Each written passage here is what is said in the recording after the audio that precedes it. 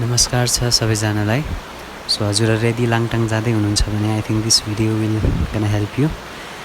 अब लाङटाङ किन जाने, के को लागि जाने र त्यहाँ जाँदा कति खर्च हुन्छ, त्यहाँ जाँदा के लानुपर्छ जस्तो क्वेसन्सहरू सोच्दै हुनुहुन्छ भने आई थिङ्क हजुरहरूलाई हेल्प हुन्छ है। सो पहिला हामी किन जाने त लाङटाङ भन्नुहुन्छ भने अति नै रमाइलो ठाउँ, नजिकको सजिलो ट्रायल है। सबैभन्दा नेपालको मजाले हिमाल हेर्न चाहनुहुन्छ भने माउन्टेन्स हेर्नलाई चाहिँ अति नै नजिक र सजिलो ट्रेक लाङटाङ। र हामी क्विकली जान चाहनुहुन्छ भने जो 4-5 दिनमा नि आउन सकिन्छ, तर 6-7 दिनको ट्रेक गर्नुभयो भने अझै धेरै रमाइलो हुन्छ। र अब हामी त्यहाँ गएपछि विभिन्न पिकहरू पनि चढ्न सक्छौँ। केन्जिरे पिक, याला पिक होइन, सेरगुरी पिक भन्ने धेरै पिक्सहरू छ। पिक्सहरू पनि चढ्न पाइन्छ, नजिकै छ। सो अलिकति टाइम निकालेर जानु भने अझै रमाइलो हुन्छ। अब हामी कुरा गरौँ खर्चको, कति लाग्छ त भन्दाखेरि अब हजुरहरू 4-5 दिनको ट्रेक जानुहुन्छ भने आई थिङ्क 10,000 एउटा ब्यालेन्स्ड हुन्छ। त्योभन्दा धेरै बोक्नुभयो भने अझै रमाइलो होइन।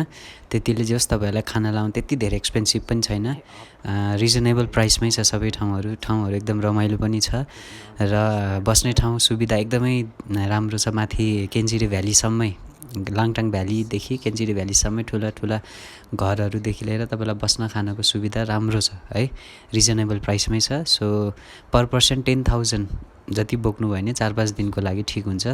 अझै धेरै दिनको लागि जाँदै हुनुहुन्छ भने अलिक धेरै बोकेर जानुहोस्। र अब हामी त्यहाँ जाँदा के लाँदा बेटर हुन्छ जस्तो हजुरलाई लाग्छ भने धेरै हेभी सामान नबोक्नुहोस्, हिँड्न गाह्रो हुन्छ। अब हिँड्दाखेरि एउटा स्वेट पसिना आउनसक्छ, स्वेटलाई सोच्ने खालको एउटा क्लोथ लिनुहोस् होइन। अनि अलिकति जुत्ताहरू राम्रो खालको लाउनुहोस्।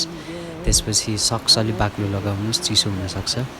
र 2टा डाउनको ज्याकेट जति लिनुभयो भने धेरै हल्का हुन्छ त्यो डाउनको ज्याकेट, अरू जस्तो हेभी पनि हुँदैन।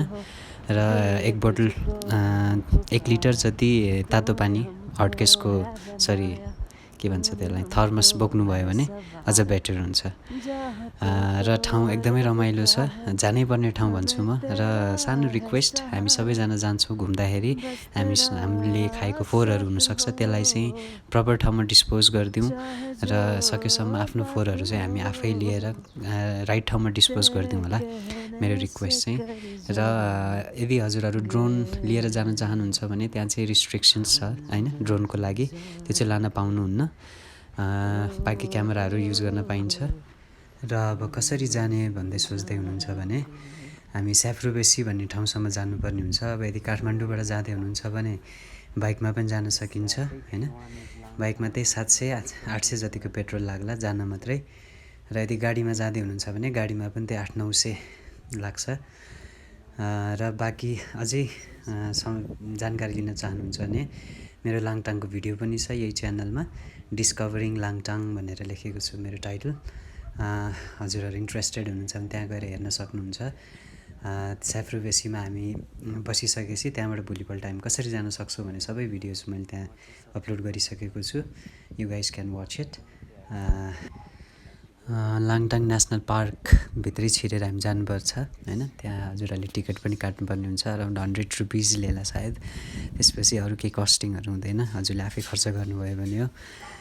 And it's such A beautiful place र जानै पर्ने ठाउँ नेपालको सबैभन्दा सजिलो पनि ट्रेक भनिन्छ र साह्रै रमाइलो छ। यो चाहिँ सेरगुरी पिक पनि भयो, यस्तै पिकहरू हजुरहरू चढ्न सक्नुहुन्छ। र आई थिङ्क सबै इन्फर्मेसन्स एभाइलेबल भयो होला। If anything left behind there you guys can comment me below. र thanks for watching everyone, thanks a lot for watching. I hope this video is very helpful to you. Thank you so much.